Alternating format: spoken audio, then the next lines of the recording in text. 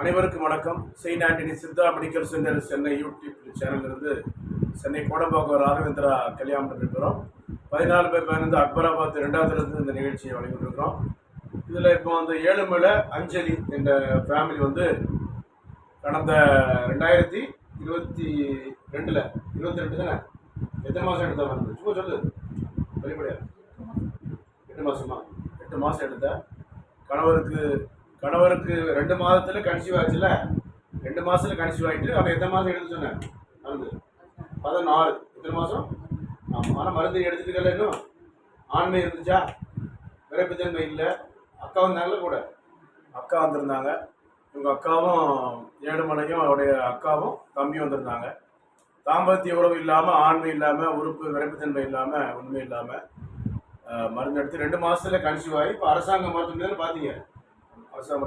குழந்தையுடைய சாட்சி இது.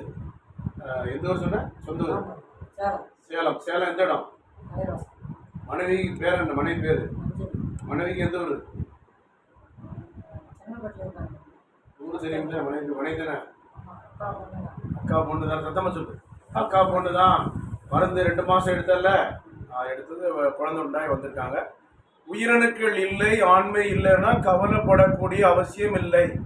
யாராக இருந்தாலும் டாக்டர் ஜே ஜான்சன் பார்த்தா அந்த மாதிரி குழந்தைகள் வரும் என்பது இதற்கு சாட்சி. ஏழுமலை அஞ்சலியுடைய சாட்சி.